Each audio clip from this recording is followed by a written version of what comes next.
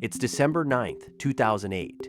You have 7 days left. You don't know that yet. Here's what you do know. There is $7 billion in redemption requests sitting on your desk and approximately $200 million in the account that's supposed to hold it. That gap, $6.8 billion, is not a rounding error. It's not a timing issue. It's not something you can reformat or reroute or push to next quarter. It's the end. You close the screen.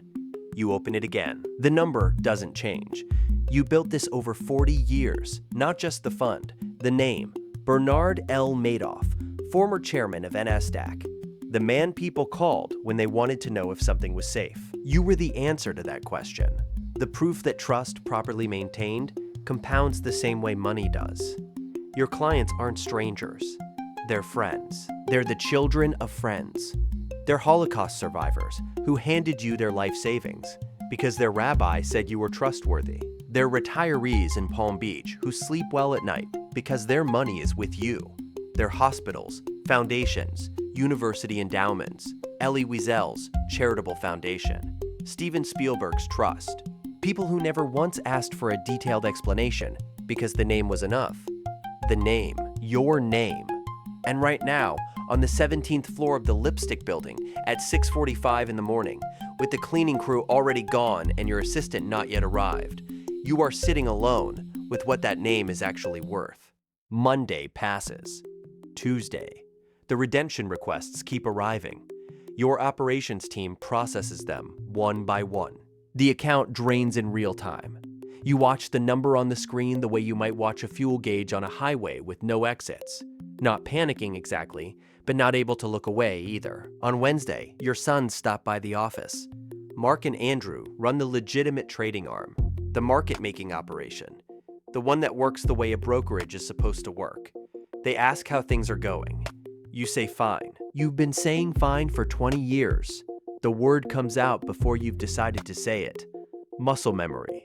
Mark looks at you for a moment longer than usual. You look away first.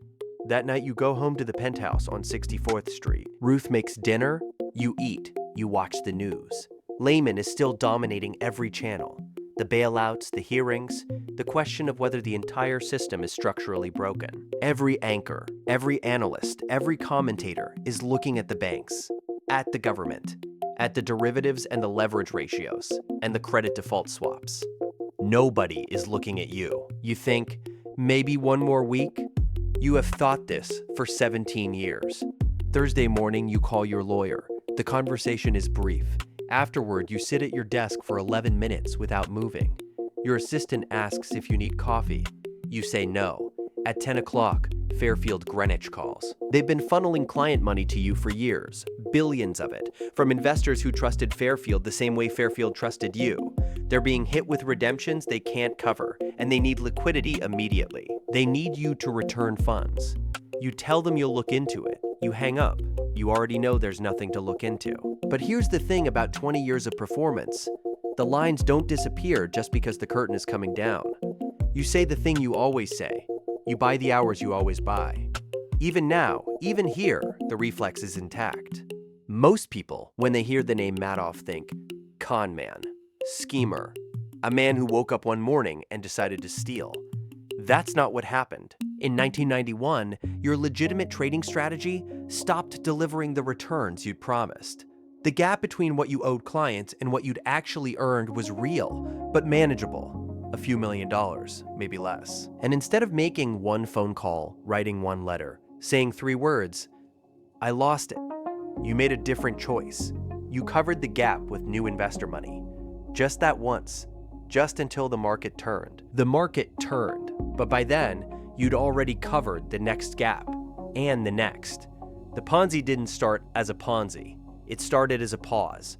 One moment of silence where the truth should have been, and then the silence became the structure, and the structure became the business, and the business became so completely fused with who you were, to your family, to your community, to an entire industry, that the thought of unwinding it wasn't just frightening, it was unimaginable. Because unwinding the fraud meant unwinding Bernard Madoff. And Bernard Madoff was the only person you knew how to be. Friday afternoon, your sons asked to meet, not at the office, at the apartment. You sit down across from them at the dining table where you've eaten 1,000 family meals. Mark speaks first. He says, they've heard things, numbers that don't reconcile. Questions from people on the floor who came to them because they didn't know where else to go. He stops.